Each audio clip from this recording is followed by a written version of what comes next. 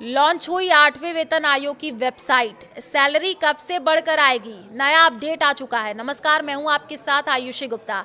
तो देखिए, देश भर के लाखों केंद्रीय कर्मचारी और पेंशन भोगियों के लिए लंबे समय से चल रहा इंतजार जल्द खत्म होने वाला है। सरकार ने वेतन ढांचे में बदलाव और बढ़ोतरी की दिशा में एक और ठोस कदम उठाते हुए 8वें केंद्रीय वेतन आयोग यानी कि 8th सेंट्रल पे कमीशन की आधिकारिक वेबसाइट को लाइव कर दिया है। आयोग ने केवल वेबसाइट ही लॉन्च नहीं की है, बल्कि पारदर्शिता दिखाते हुए सीधे कर्मचारी और स्टेक होल्डर्स से ये पूछा है कि वे अपने वेतन ढांचे में किस तरीके के बदलाव देखना चाहते हैं। अब सीधे सरकार तक पहुंचाए अपने मन की बात। तो देखिए, वेतन आयोग ने अपनी कार्य प्रणाली को पूरी तरीके से डिजिटल और समावेशी बनाने का फैसला किया है। आयोग ने एक बयान जारी करके स्पष्ट किया है कि वो मंत्रालय, विभाग और कर्मचारी संगठनों के साथ साथ आम कर्मचारी और पेंशन भोगियों से भी विचार, राय और इनपुट आमंत्रित कर रहा है।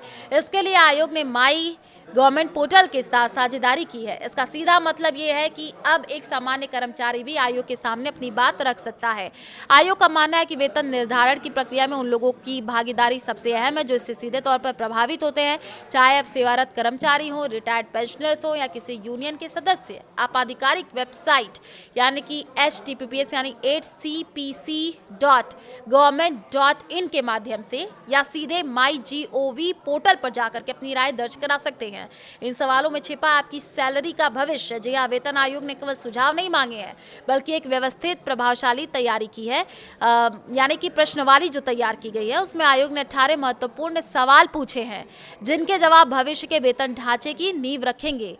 ये प्रश्नवाली काफी विस्तृत है और इसमें आर्थिक मुद्दों से लेकर के सैलरी स्ट्रक्चर तक की बात की गई है। उदाहरण के लिए आयोग ने पूछा कि देश के आर्थिक विकास, महंगाई और सरकार पर पड़ने वाले वित्तीय दबाव को देखते हुए वेतन आयोग को कौन सी गाइडिंग जो है फिलॉसफी अपनानी चाहिए। इसके अलावा फिटमेंट फैक्टर जो सैलरी बढ़ोतरी का एक अहम आधार होता है, उसे क्या दर्शाना चाहिए और उसका लक्ष्य क्या होना चाहिए, इस पर भी राय मांगी गई है। सवाल ये भी है कि क्या सभी पे स्केल के लिए इंक्रीमेंट एक जैसा होना चाहिए या अलग अलग।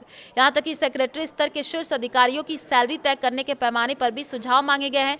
इन सवाल के जवाब देने के लिए आपके पास 16 मार्च 2026 तक का समय है।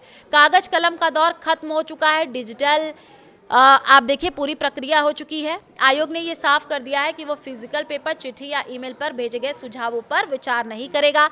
पूरी प्रक्रिया को सेंट्रलाइज्ड रखने के लिए सभी जवाब केवल MyGov पोर्टल के जरिए ही स्वीकार किए जाएंगे। हालांकि आयोग ने ये भरोसा दिलाया है कि जवाब देने वालों की पहचान पूरी तरीके से गोपनीय रखी जाएगी, ताकि कर्मचारी बिना किसी डर या संकोच के अपनी बात रख सके।